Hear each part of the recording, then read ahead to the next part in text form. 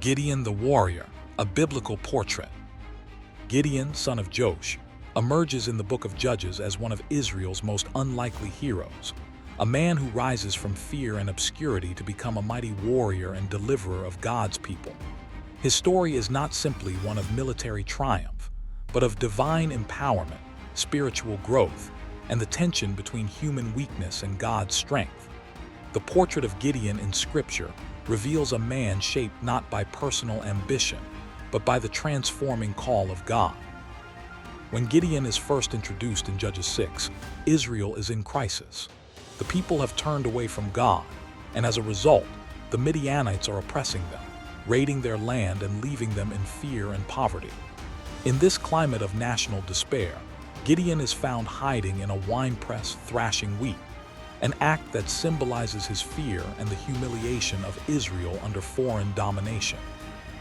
It is in this moment of hiding that the angel of the Lord appears and declares, "The Lord is with you, O mighty man of valor," Judges 6:12.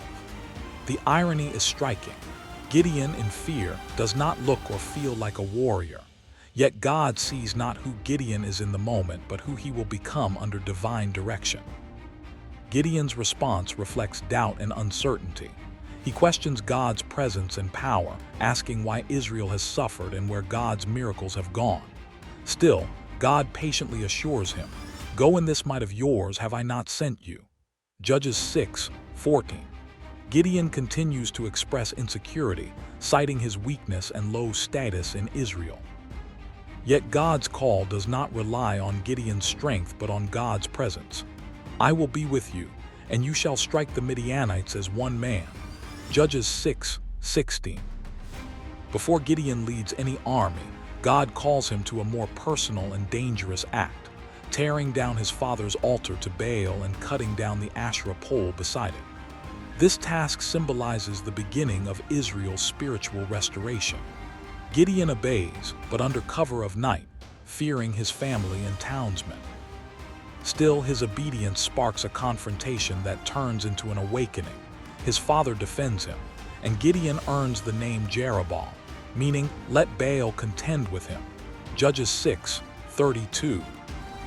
As God prepares to use Gideon to defeat Midian, Gideon famously asks for signs. He lays out a fleece, first asking for dew only on the fleece and then only on the ground.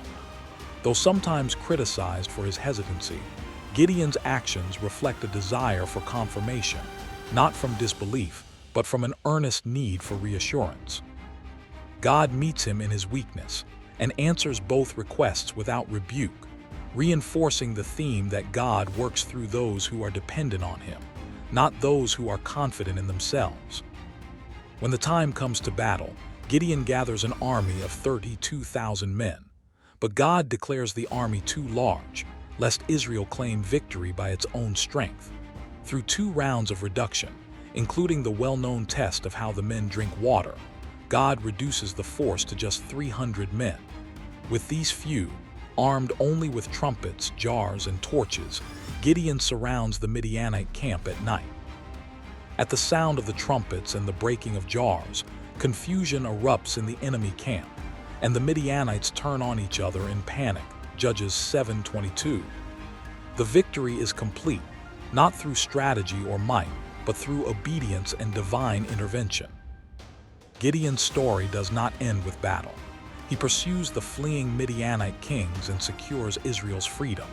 When the people offer him kingship, Gideon refuses, saying, "I will not rule over you, nor shall my son, the Lord, shall rule over you." Judges 8:23. His humility here is notable, as he recognizes that true leadership belongs to God. However, the portrait of Gideon is not without blemish. In a moment of poor judgment, he collects gold from the people and fashions an ephod, likely intended as a religious object. Yet it becomes a snare, leading Israel into idolatry once again. Judges 8:27. Though Gideon himself remained faithful, this final act shows how even good intentions, when not guided by God's instruction, can lead to unintended consequences. Gideon's life reflects the tension between fear and faith, weakness and strength.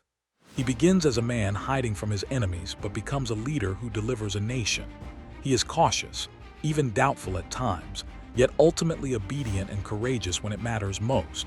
His story teaches that God does not call the qualified, but qualifies the called.